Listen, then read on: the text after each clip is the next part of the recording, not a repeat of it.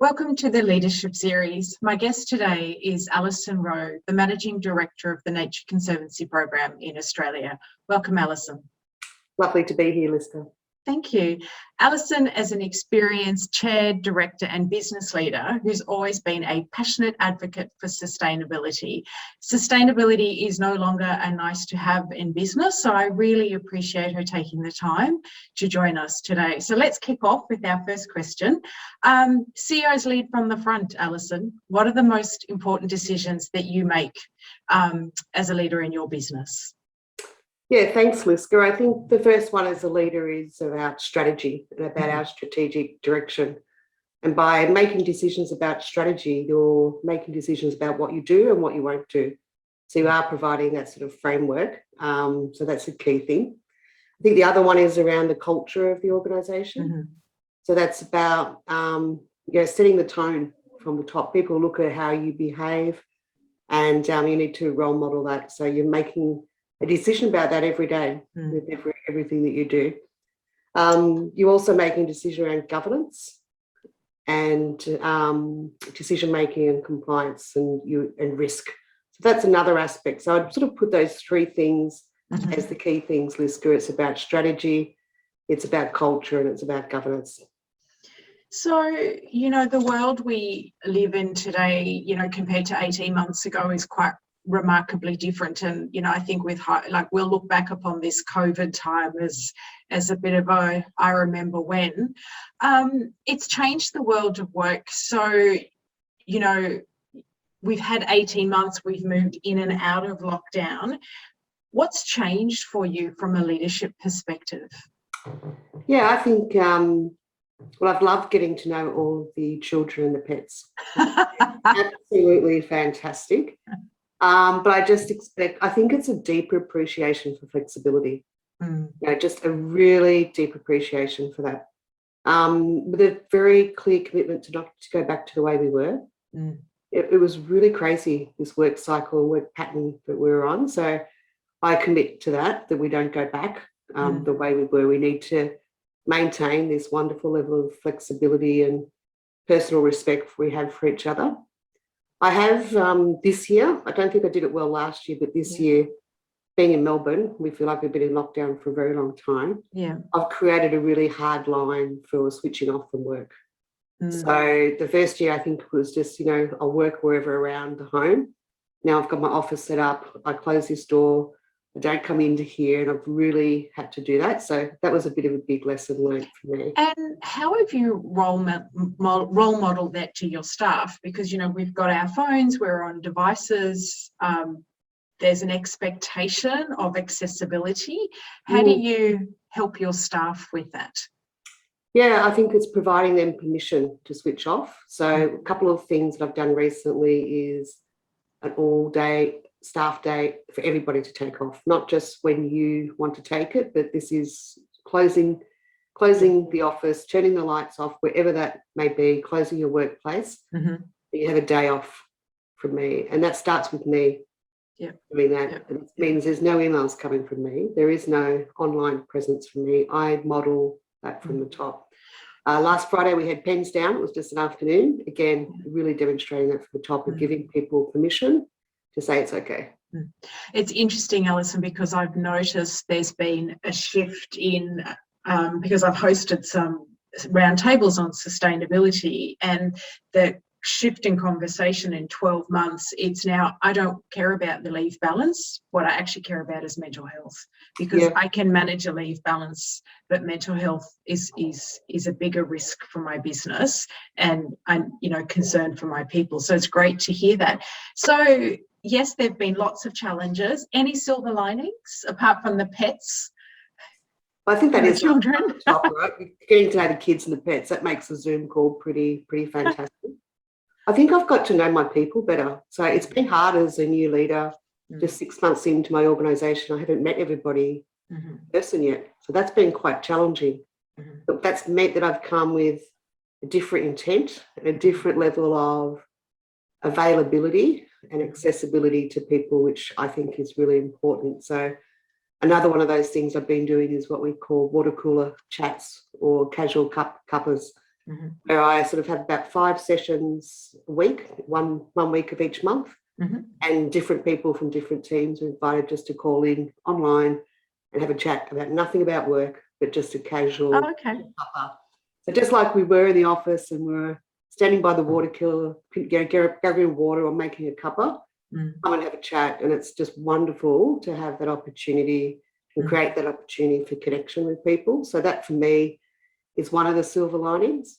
I think the other one, Liska, is we've evened it out for people. So before COVID, there was people who were remote workers, Yep. who were working from home, who were feeling quite isolated from team events. And now we've evened that out. So everyone's equal, and that's probably a good thing as well. Actually, I've noticed that everyone needs to be on a Zoom platform, whether you're in an office or not, and it does. It's made a big difference to us in our Byron Bay office. We are so much more connected to them than we used to be, or Northern Rivers, because if we say Byron Bay, we think they're on the beach. So you mentioned culture as one of your key underpinnings of how you lead a business. So how do you shape and influence culture? I think one of the things is role modelling those behaviours, and I've just mentioned that before, but being really clear on expectations. So also, and then, holding people to account, right, around that. So there's no use me sort of demonstrating one way and then letting that be different for other people. I think it's about empowering everyone to have a role that they are shaping the culture as well. It is not one person or one role in an organisation that shapes culture. It's about creating a really trusted workplace, where people can feel safe and people can challenge things and people can feel that we're all together setting this culture. So that's, for me, incredibly important. Alison, how do you practically do that? Yeah, well, I think it's to lead with authenticity and empathy and to be an active listener, because you need to be able to feel casual enough to share, but also deliver on what you say you will do. So there's sort of this integrity aspect of this, is that if people say, we don't like the way this works, actually really listen to that, not just put it under the carpet and put it on a to-do list, but be really clear about, I've heard you and maybe I can change this time, or I've heard you and I can't change this time, but what's an alternative? Really deeply listen and really co-design the workplace and the culture that we want together. So it is very inclusive. Co-design, I think that's a word that is increasingly on the radar of leaders, so that it's real for everyone. We've talked a lot about the inside of your business and culture, but no business operates in isolation. So, when you are considering partnering with another person or a business, what's the deal breaker for you? Well, there's two. So one is about collaboration, and a lot of partners say, we want to collaborate. Here's my idea. Do you like it? Yeah. I don't see that as collaboration. So it does go back to this sort of co-creation or co-design, having an environment where people can challenge and make that joint idea even better. So that is really true collaboration. And the other one is a misalignment of values. If the values of the organisations aren't aligned, that's an absolute deal breaker. So at TNC, our values around integrity beyond reproach. That's about accountability and doing what you say in a partnership. Respect for people and communities and culture. Commitment to diversity and inclusion. One team, one conservancy. Is that one of our values? And tangible lasting results. We don't want to just do something for the short term. We want it to be enduring. And I think that's the way we also approach our partnerships as well. Thanks for that. I think this long term, we're in short term responses, but we're all thinking increasingly long term. It's making us think long term. That's certainly something I've noticed. So as I said earlier, in the past couple of months, I've been hosting roundtables for CEOs on the sustainability pillars of people, planet and performance. And I've just been blown away by the level of interest in NFPs, because I'm a specialist recruiter in the charity space, for their CEOs on this topic. Why do you think, and you know, rightly or wrongly, the sector has lagged a bit on sustainability and engaging with sustainability as a conversation? Why do you think it's now business critical and no longer a nice to have? Yeah, I've been working in the sustainability space for almost 2 decades now. Yep. And I can remember when the first language was green, and then it moved to sustainability. And I think even the word sustainability has been challenged throughout that. But I do agree with you, it is very much about this long-term thinking.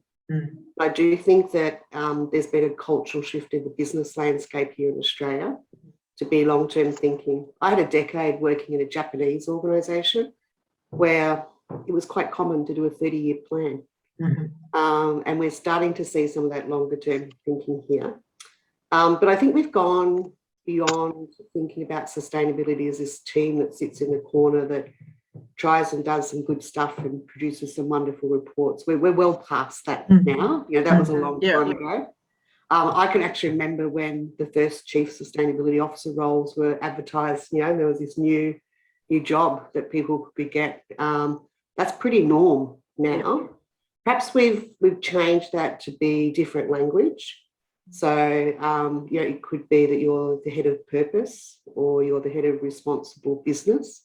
So it has got to a deeper meaning about what we think in terms of sustainability. And, you know, I think it's really a leadership sort of business fundamental now. It's developed, I think, to what I would say is this quadruple bottom line. You know, we started with the triple bottom line, then we had sustainability, but many organisations, you know, looking at environment, the economy, the social, but the cultural aspects, particularly in Australia as well, and our support of First Nations people. So bringing all that together is a really good health check, and organisations are being held to account. You know, organisations are being sued by people about their action on climate change, and we now have legislation for directors about climate risk. You know, it is a fiduciary duty of a board director to address climate risk, and some of those really big governance aspects about how and it's interesting, Alison, because I wonder how many directors actually know that. I think hopefully more and more. So this is a place I've been working at for a number of years. So when I was the chair of the Future Business Council, we hosted a round table, you know, with all of the best people looking at this, and, you know, to sort of say, is there a legal opinion to say that board directors should be, you know, held around their fiduciary accountabilities? And it was, yes, you know, but that was probably 9-10 years ago, Liska. I was so thrilled to be sitting into the Australian Institute of Company Directors webinar about 3 weeks ago about climate risk, and there was, you know, hundreds of directors hearing about what their responsibilities are now. So we're starting to get this governance change, this strategic long-term thinking change, this deep connection back to our history as a nation and what we need to do. All of those things have changed about what we think about sustainability.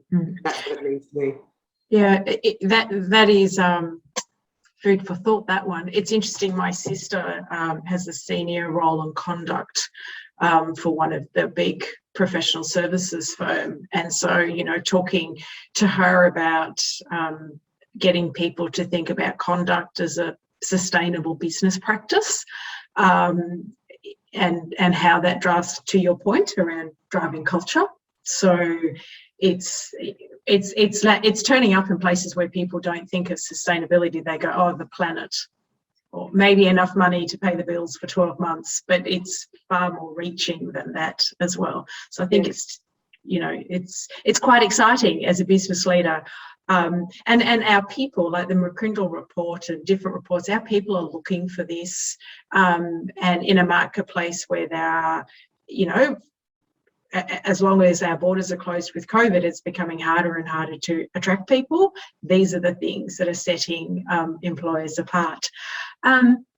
So succession planning is key to building a sustainable organisation. And in today's market, demand for talent outstrips supply, as I just mentioned. So I used to ask, who do you choose to promote? But now I'm probably interested in how do you engage your key talent to be part of your future and to keep them? Well, I think it starts with creating a diverse team.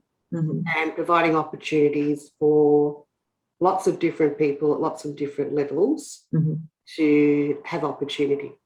So if I'm going on leave, yep. I don't automatically delegate my role just to one person. I share that around amongst my leadership team, and mm-hmm. maybe one person acts in my role for a week and gets the opportunity. Mm-hmm. I think it's really important for other leaders within your organisation, because I consider everyone in my team a leader in some way, to create opportunities for them to look at different projects, to work on things. Fortunately, I'm in a global organisation, so I have that opportunity to promote people to work on different things and get different experiences. But it is having a diverse and inclusive team and being humble enough to say that everyone could do my job. That's what I want. Not everyone would want to do my job, but providing those opportunities to, showcase people and expose them to different projects is really, really important. So I look deeper inside my organisation for succession planning. I look at that everyone should better sort of try and do our job and achieve our mission. Well, your staff are very lucky then, spreading the love around. So on a more personal note, what's your best habit, Alison? Sleep on it. So okay, sleep on it. Sleep on it, which is really code for reflection. Yeah. I think in my career, Liska, I've learnt that we can rush to respond. I consider myself a very responsive leader, but I have learnt that things are better if you sleep on it. Write the email, sleep on it, look at it the next day. That's going to improve. You're going to have a deeper sort of thought process around something. So, reflection and sleep on it. Excellent. And, it comes back to what you said about boundaries, right, when we started the conversation, and I think there is, and the silver linings a little bit is just take the time. And so I think considered decision-making means we don't need to give an answer immediately either. So, so where do you provide inspiration and support for others? Where do you draw your support and inspiration from as a leader? Yeah, I think from multiple people. So one would be my dad. Yeah. I grew up in a country, regional Victoria. Dad was a school teacher. There was pretty limited career paths, but my dad believed that I could do anything. And he has been a champion that throughout my career. So if ever I need to look back and say, someone who backs me and someone who has promoted me to think about what I could do is my dad. My colleagues are also inspiration. So I've got a wonderful, wonderful team, my local community. But also I've learnt that I need to learn from people, and that's where I get my inspiration from. Probably a good example is when I was in Japanese organisation, which is a very hierarchical organisation. The ability for me to say, I want to learn from people who are junior to me about how to work inside a Japanese organisation was one of the best experiences I've had as a leader. And that was truly, really inspirational to see someone step up and train me in how to be a better leader within Japan, and working in that style. So, it's my people as well Your as people. my colleagues. Yeah. So we've got lots of time in lockdown to not go out to dinner or to the pub or anywhere really. So, but jokes aside, what books, websites, publications, what do you access regularly and what would you recommend? Well, I'm reading a great book which was recommended by my mentor in TNC called Orbiting the Giant Hairball. Orbiting the Giant Hairball, I'm going to make a note of that. Which is starts off about hallmark cards, and it's about organisational growth and complexity and how do you manage within a very complex, entwined workplace. Mhm. So that's a great one. Leadership First on LinkedIn. So Leadership First provides, good leadership quotes, and I find that really helpful at the moment. And I've shared a couple of those recently on LinkedIn. I find that's a really good place. And Simon Sinek. I always follow Simon Sinek about what he's saying, and I find his work is extremely meaningful and deep. So they would be my three things that I'm looking at the moment. Excellent. I like the idea of the book, so I think I'm going to go find that one. I put a copy of it and send it to all of my direct reports at their home so they could all read it with me and start a little bit of book club. Oh, that's a great idea. Yeah. I was just trying to think, is it Good to Great? Jim Collins is Good to Great, like that. Yes. That really shaped my thinking. So I've got good to have a new one. So what's the bravest leadership decision you've ever had to make? Yeah, look, Liska, working in the not-for-profit sector, cash flow can often be pretty lumpy. Yep. And in my last organisation, I was faced with this time where I couldn't see where the cash was going to come in. And it was really, really confronting. And I had to own that as the CEO, and then had to share that authentically and transparently with my staff and my board and say, we've got some big goals to achieve this to get out of here, but I can't see the answers yet. That was so difficult to do. It was, I lost some good people because there was uncertainty. So I lost people, had great people stay with me, but I have to say it really rocked my confidence. I pride myself in being able to find clarity in uncertainty, and I couldn't find it. And it was really difficult. Everyone was looking to me. Thank you. I felt the pressure. We did get there though, which was really great. And, it sort of went back to I had to stay there. I couldn't run away myself, even though it was really uncertain. That probably goes back to being in the Navy. I was the captain of the ship. You're the last person to leave. Yeah. Pleasantly, we got there and we made a surplus and we got through it. But I think that's the one time where it was really brave to be very, very vulnerable in front of my staff. Thank you for that. I think vulnerability, Brené Brown, dare to lead, there's essence of that. I'm just going to go off topic before I ask you my last question. Sure. So you referenced being in the Navy. One of the things I find really interesting in the work that I do is so often the early part of a leader's career informs the latter part of their career. What would you say from those early days? How's that informed what you do today?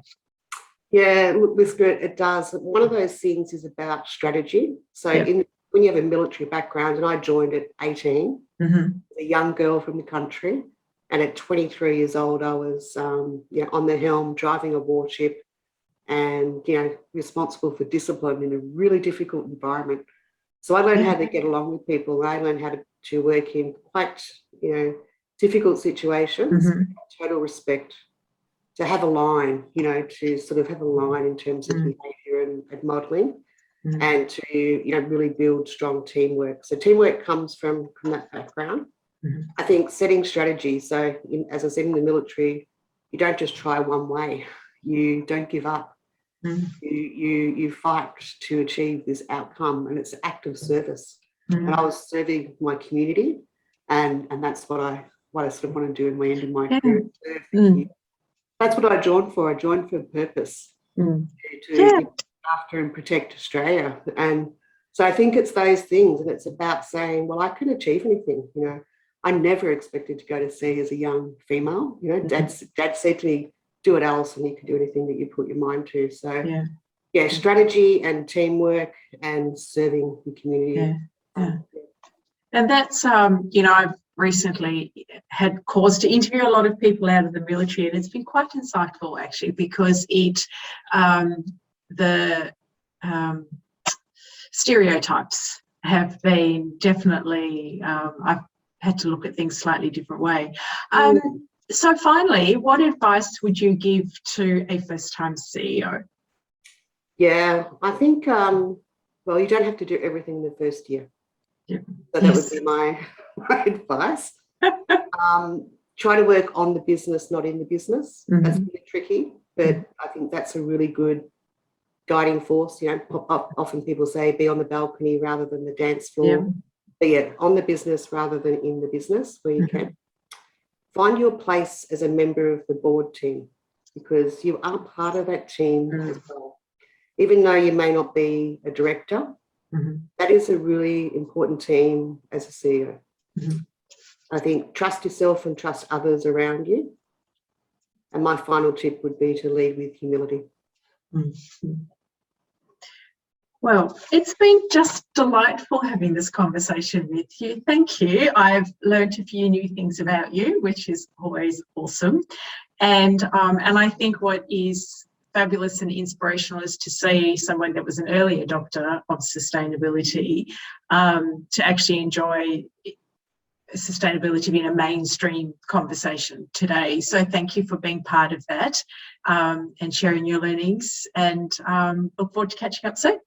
Absolute pleasure. And thank you, and have a lovely day, Liska. Okay. Thanks a lot, Alison. Thanks. Bye. Bye. For more information, call us or visit our website beaumontpeople.com.au.